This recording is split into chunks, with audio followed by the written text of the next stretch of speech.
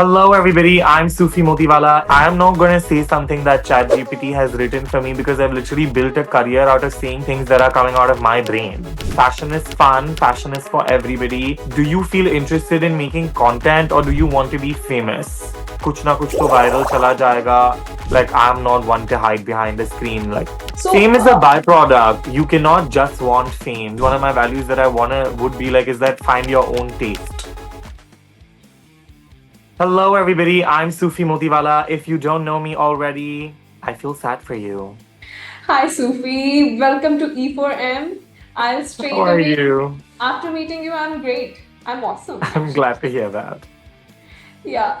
So, from Instagram reels that regularly cross 500,000, your collaboration with brands like Dior, Myntra, Hyundai, and Motorola, you have built a strong connection with young and urban audience.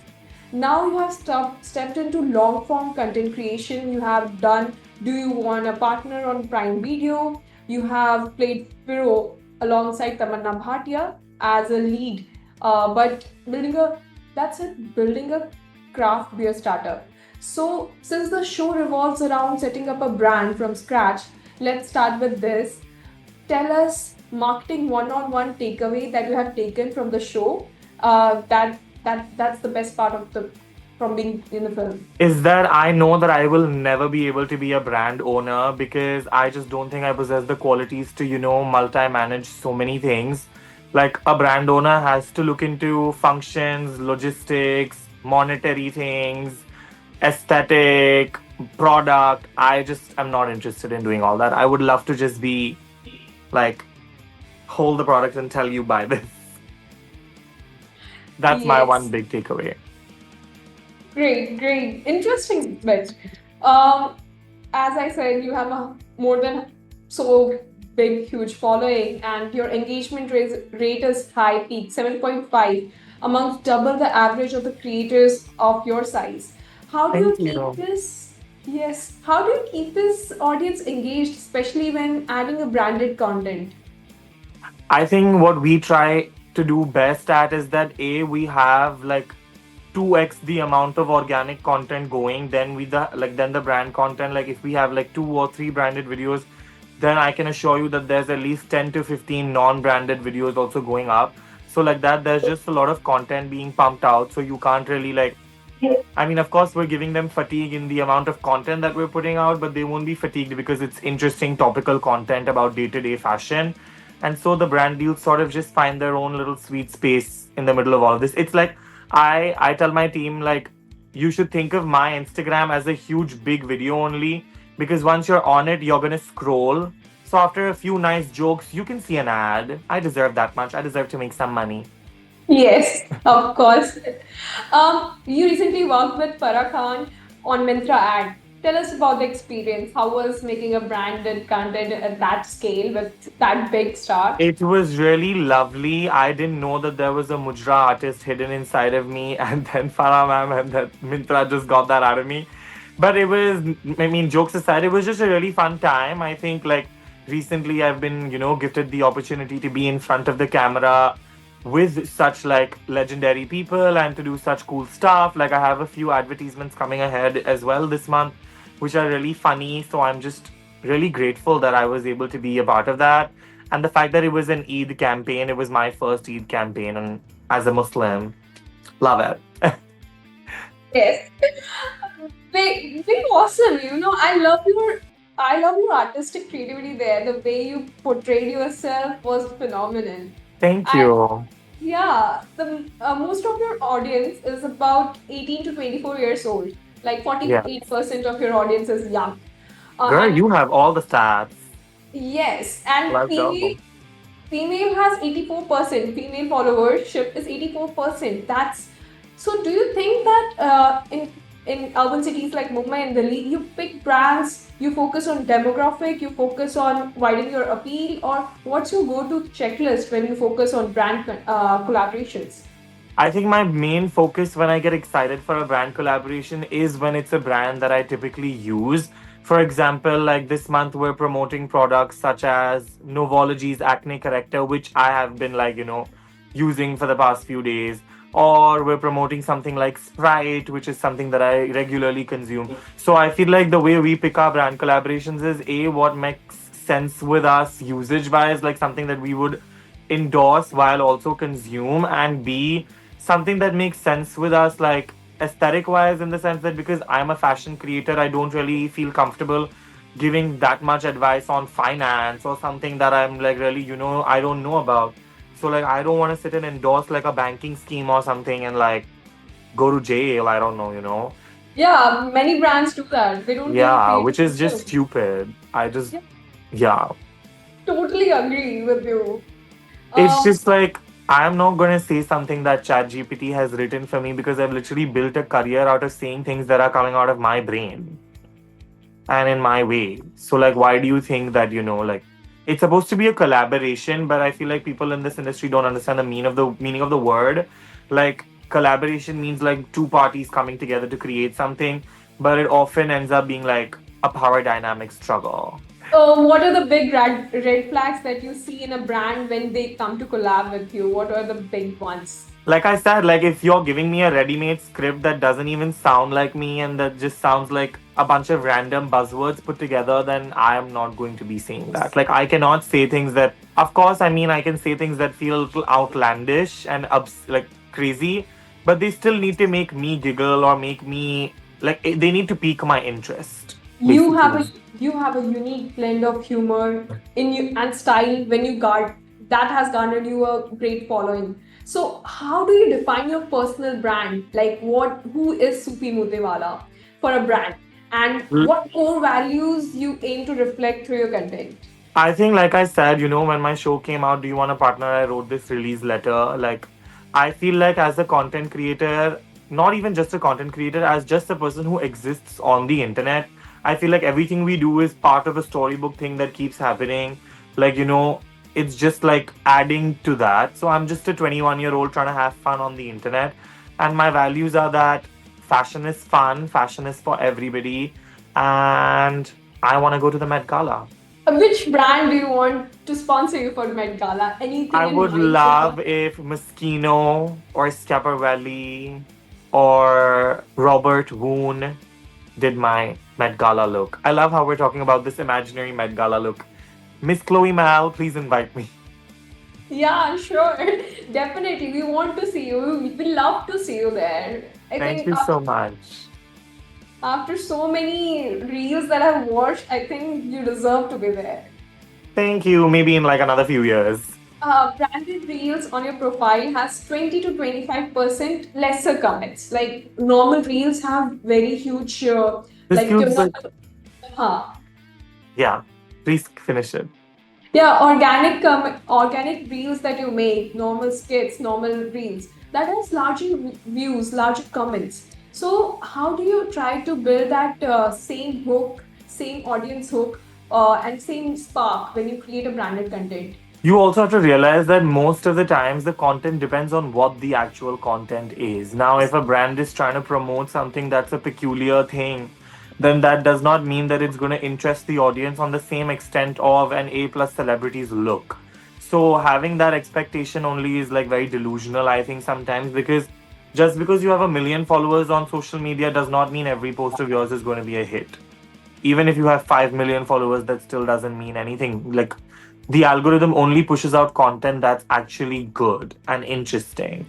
So if a brand video has lesser engagement than another video, then it usually comes down to because the matter of what we're talking about is not that grave of importance, because it's a product placement at the end of the day. So if it's like, if the marketing campaign that is being run for the brand is really interesting, like we've seen like Vaseline, things that we've done around with Myntra, the trend report, all of that, they get insane engagement. Like Vaseline has 2 million views, and like, so it's also about what the matter of content is and not really about me posting or me doing something. Do you feel influencers like you are more trusted than celebrities because data shows exactly that 76% of influencers have more trust.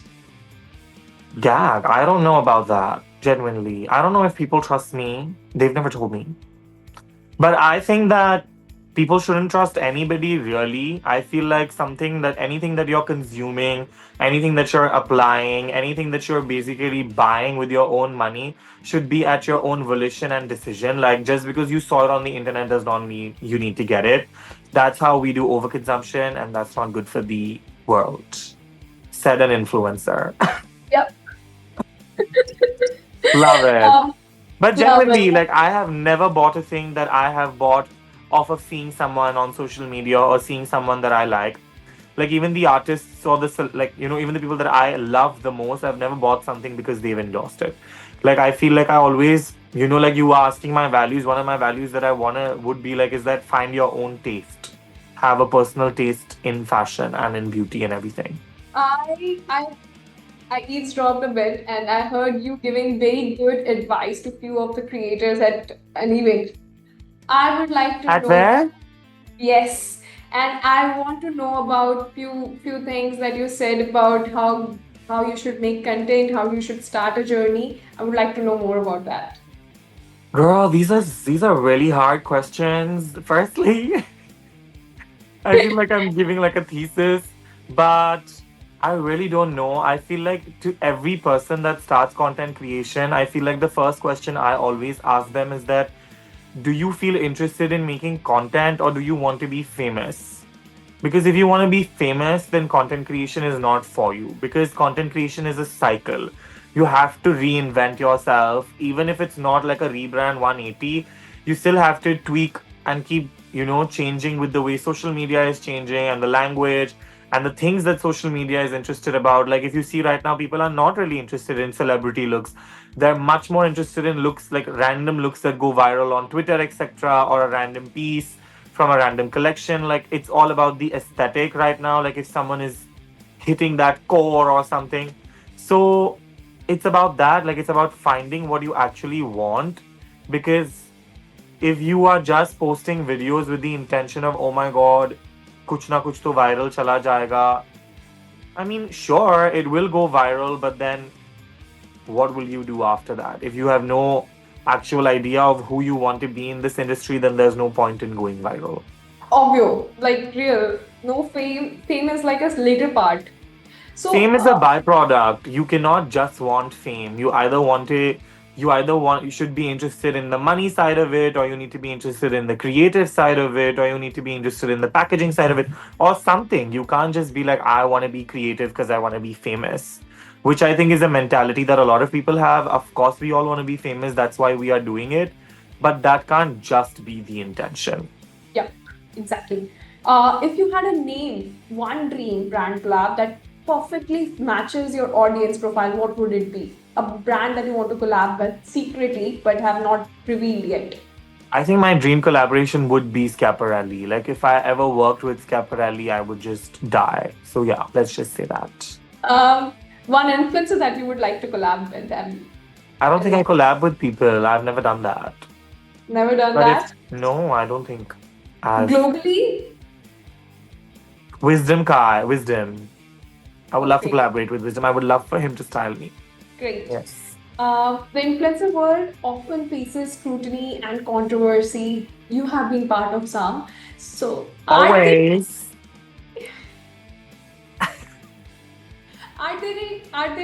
are there any instances that you want to recall or tell your strategy basically how you overcome it, how you overcome the negativity? There's actually no strategy. I genuinely use my Instagram as if I still have 700 followers. Like, I will like everything that I want and I will comment on everything that I want. And if it's like if there's something that's happened that is being discussed in public, and if someone's saying something in public, then they're gonna get the response in public as well. Like, I'm not one to hide behind a screen. Like, I'm just gonna say it how it is because at the end of the day, it doesn't matter what the people are saying about you. It doesn't matter what they think about you. If someone is saying some smack on your name, you have to go to bed at night and you should feel good about yourself that at least I cleared my end of this, my end of the story, and I am at peace with what I did and stand for. So that's all that matters to me. I don't really care about the fluff.